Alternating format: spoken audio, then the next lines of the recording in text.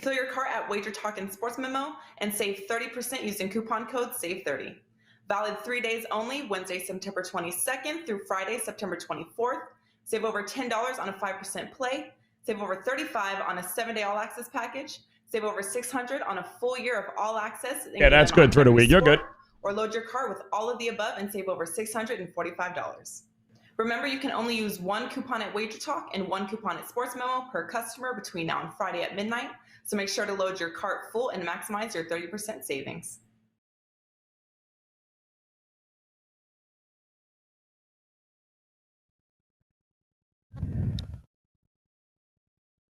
Welcome into First Pitch for Friday, September 24th. I am your host, Drew Martin, joined by Bryan Leonard and Dave Cokin of WagerTalk.com. We got 4 games on the docket, best bets at the end, getting you ready for a full slate of Friday baseball.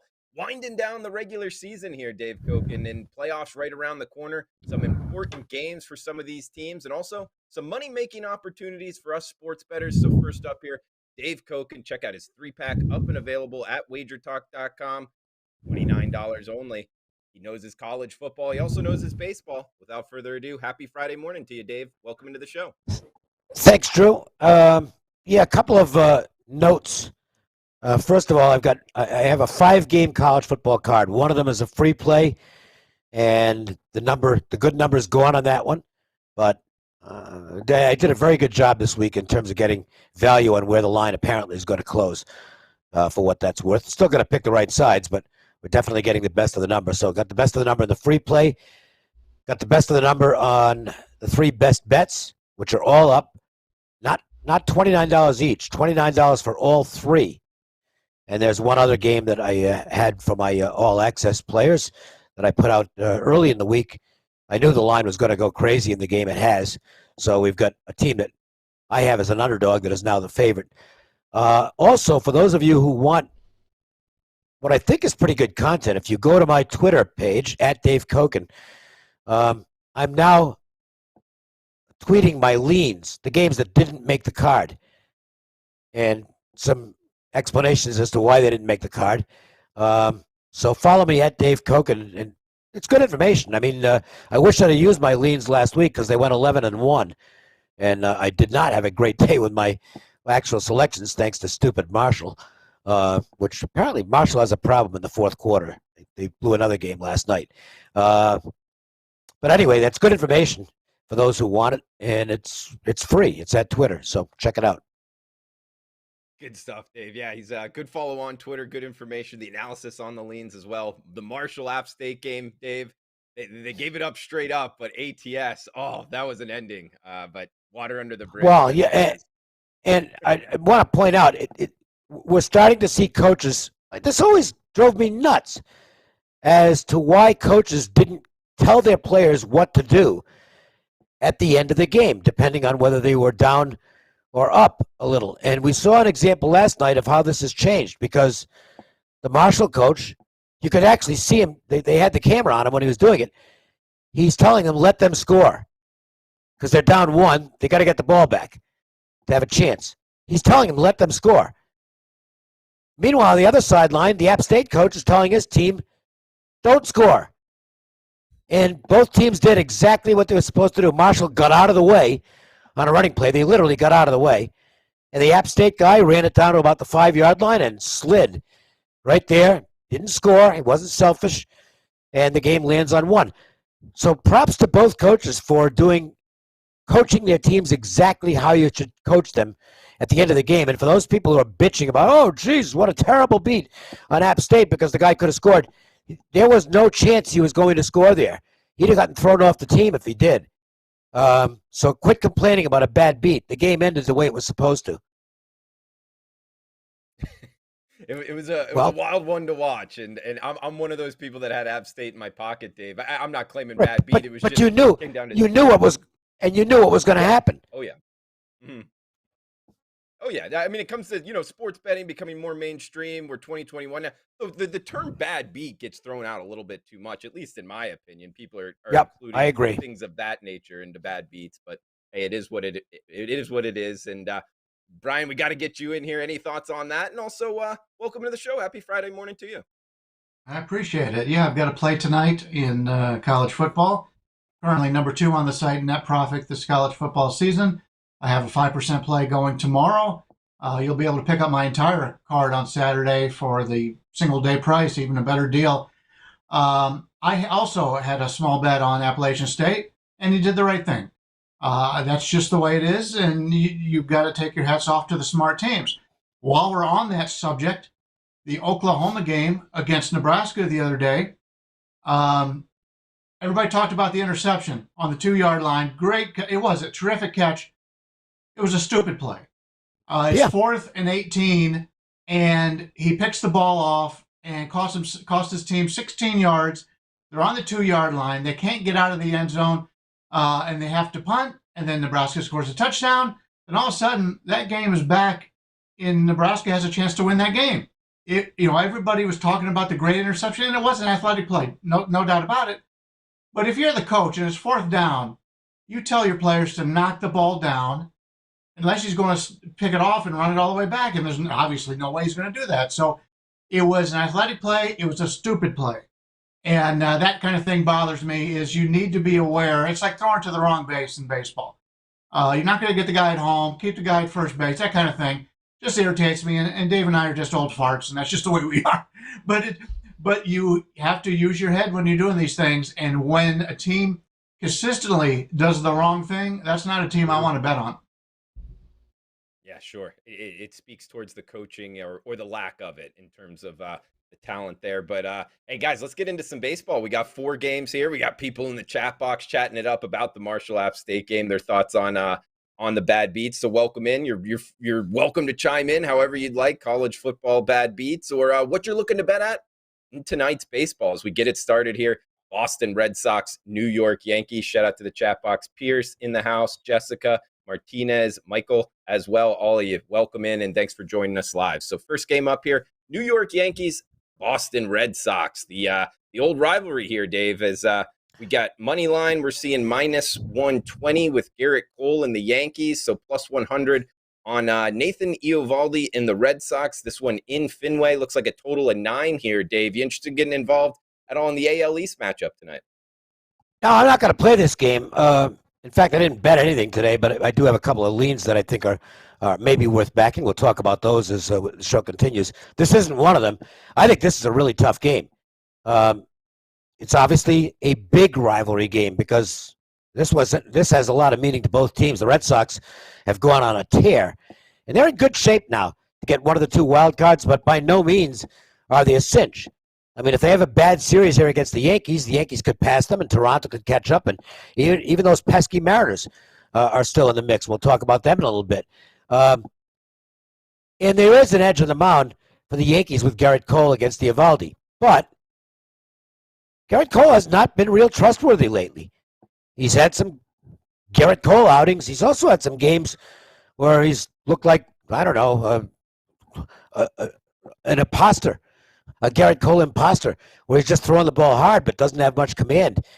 I don't want to get in the way of the hot team here. So even though I give an edge to Cole, and actually maybe give a little edge to the Yankees in that they've done well against the Red Sox recently. They didn't at the start of the season, but they have recently. I don't think I want to lay 120. I don't like getting, I think Steve Merrill calls it getting in the way of a falling knife or something like that. Well, I don't want to get in the way of a freight train right now because this Boston team is really hot and playing good ball. I'm just going to be a fan tonight. I'll root for the Red Sox, even though if pressed for an opinion, I would probably lean Yankees, but that's not one of the stronger leans for me. Sure, good stuff, Dave. And Brian, coming to you next. You know, the Red Sox winning 7 straight. Don't want to step in front of this train. To Dave's point there, you liking anything in Fenway tonight? Yeah, I've always been a big fan of this series because, as Dave knows, being a Red Sox fan, the underdogs have done very well in this series. Anytime you think one team is better, the other team seems to play very well. Interesting to note, the home team has won 12 of the last 14 meetings, and that's not something that we normally see. It's usually pretty well divided, and the underdogs and the road underdogs have had some good money backing them. Eovaldi's been terrific. His last 5 against the Yankees, 2.01 ERA, 61 average game score. But as Dave talked about with Garrett Cole, I don't want to stand in Garrett Cole's way after a bad performance. And he had a bad performance last time out against Cleveland. 5.2 innings, 7 runs, 10 hits. He just didn't have it against Cleveland. And Cole's one of those guys that I like to back when he doesn't pitch well.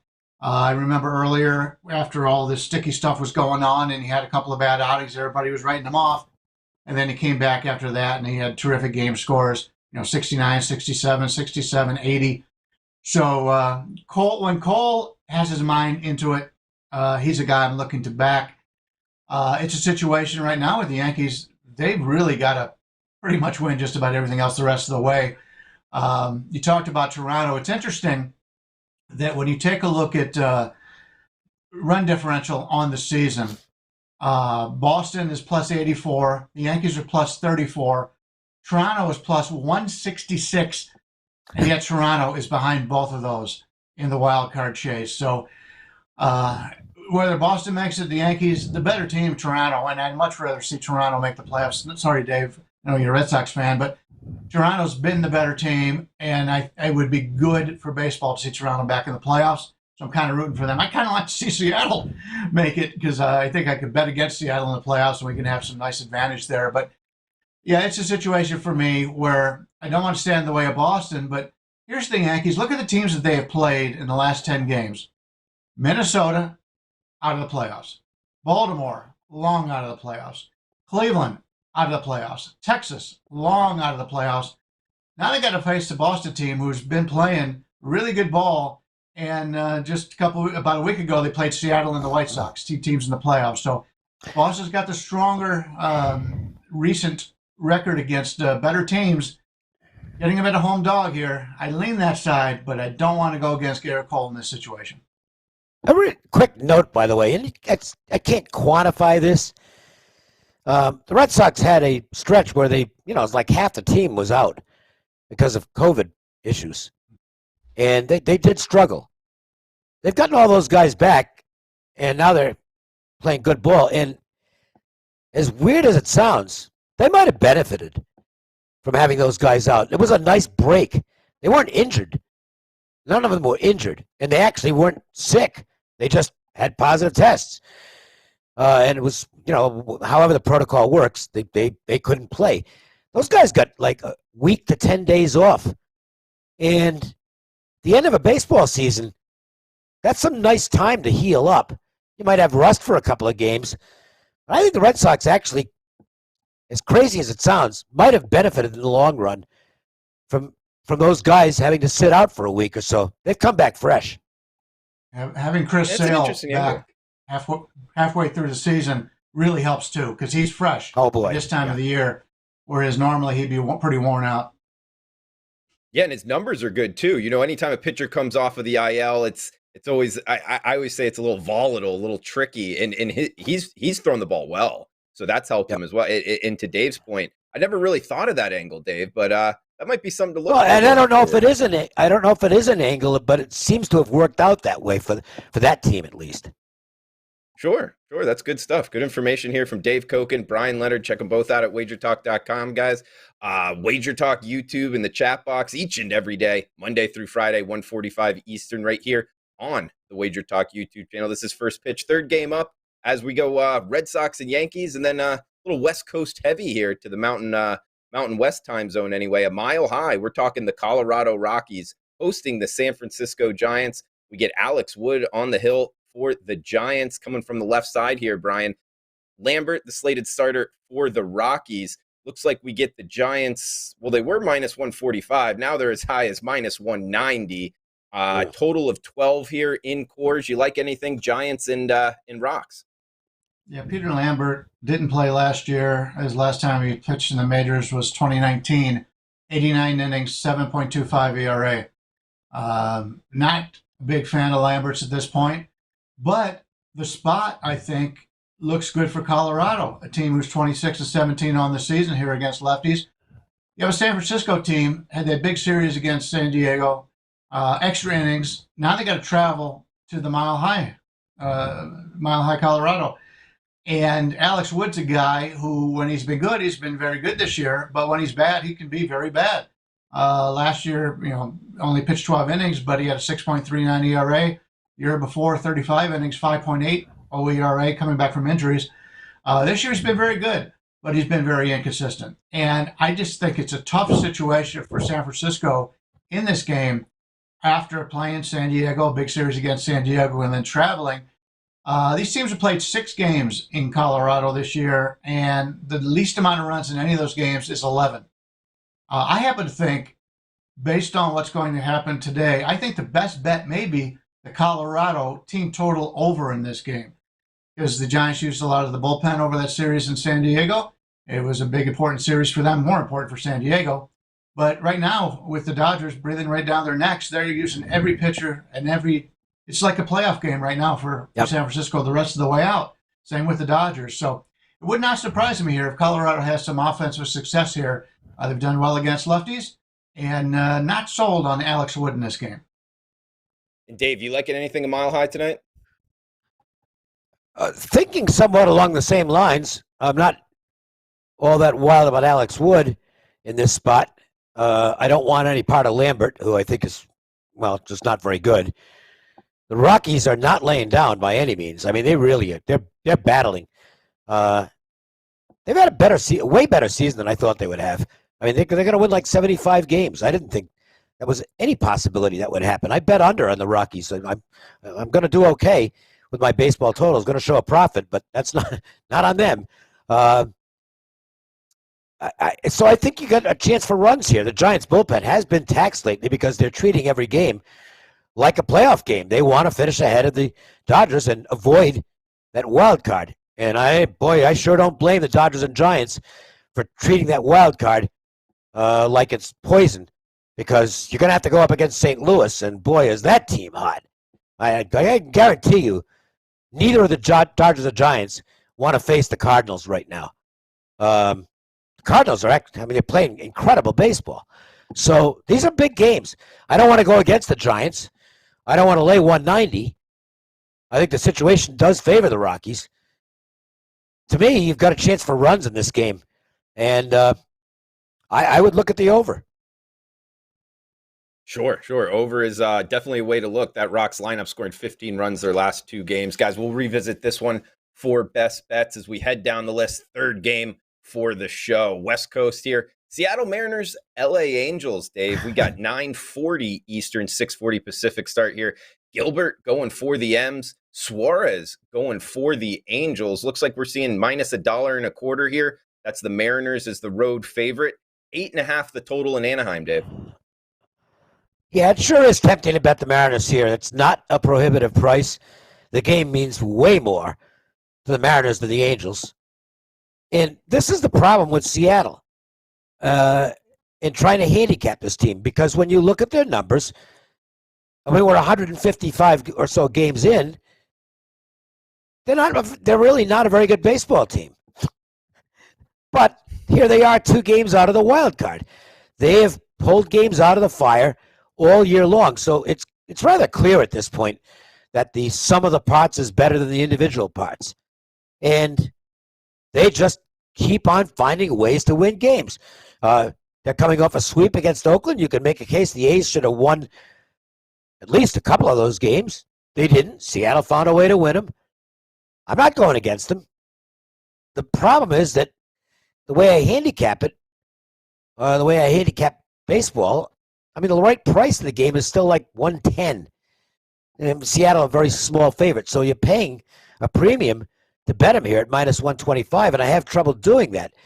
But there's still only one side I could actually, if I'm going to play the game, there's only one side I could play. It'd have to be Seattle. They're coming in hot. I don't know that this game means anything to the Angels. I think last night's game was more meaningful. They were playing the Astros, and it was a good ball game. They found a way to win, despite the fact they barely hit the baseball. I think they only had 4 hits or 5 hits in the game and managed to win it.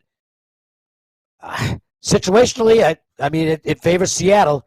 The only thing that's keeping me off it is the price, but I'm sure not going to argue against anybody betting the Mariners here.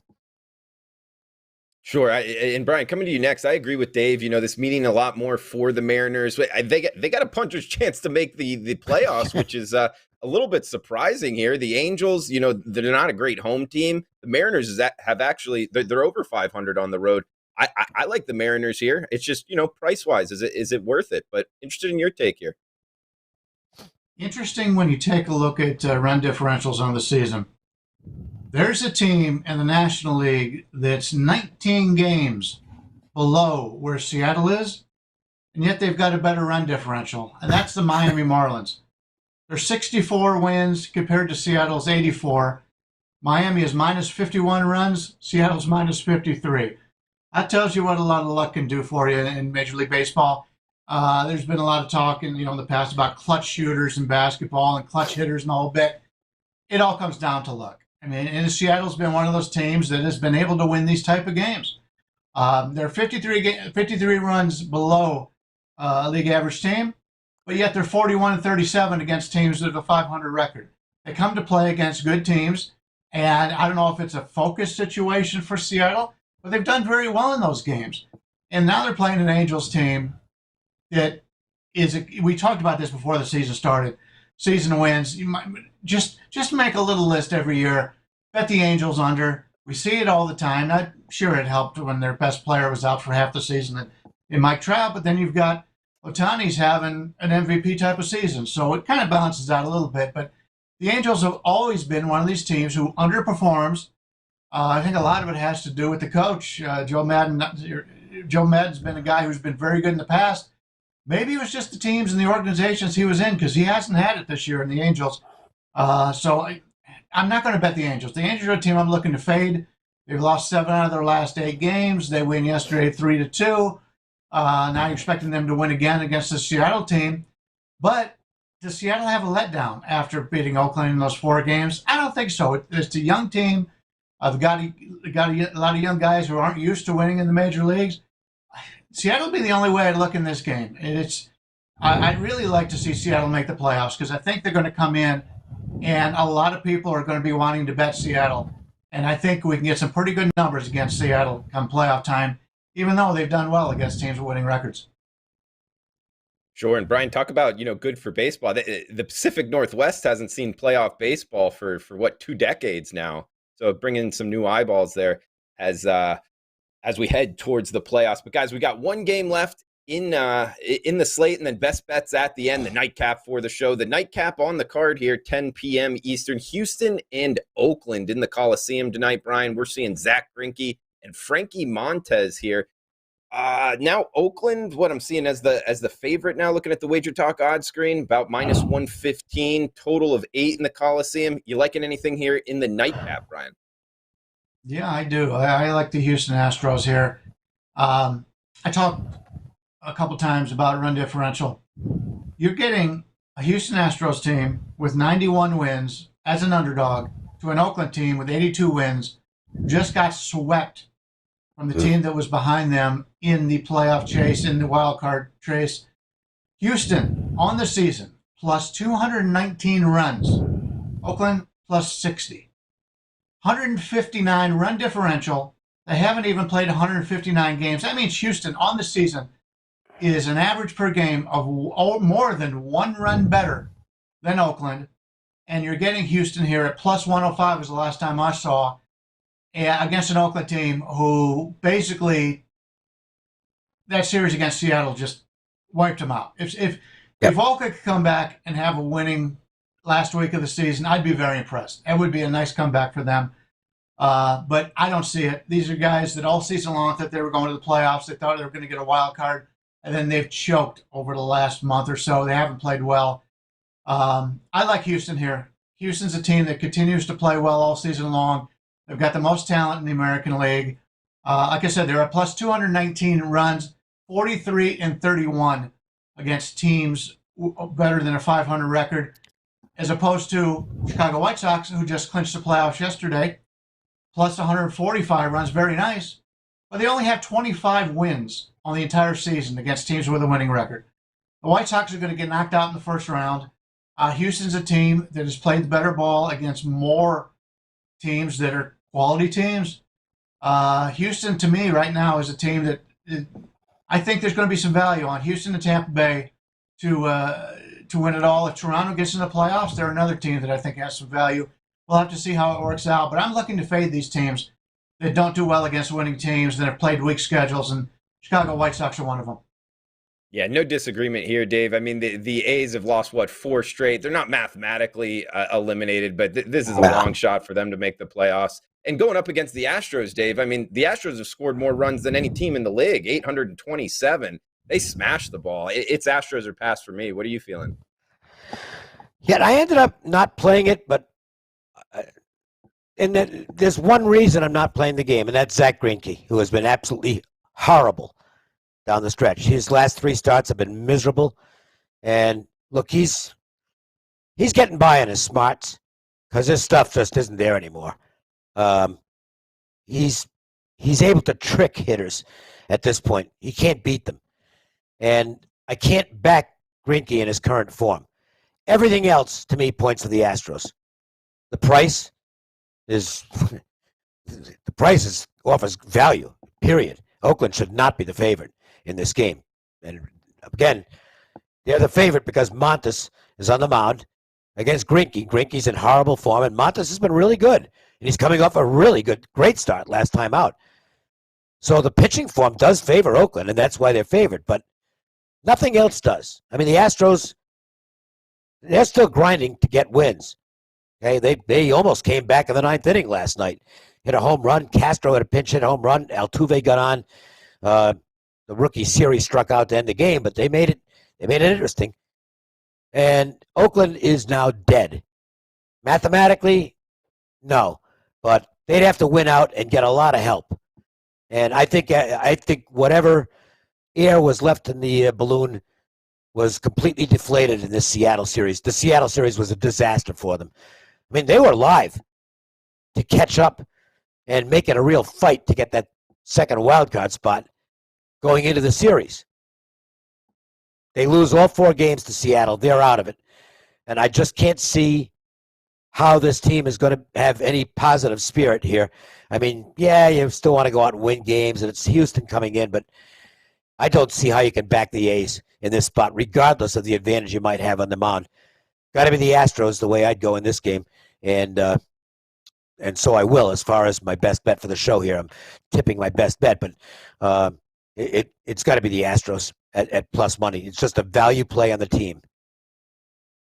Like a little power ratings play on the Astros for best bet for Dave Cokin. Guys, for my best bet, going a mile high here. Colorado Rockies plus 170, plus high 160s anyway. Looks like the high watermark plus 170.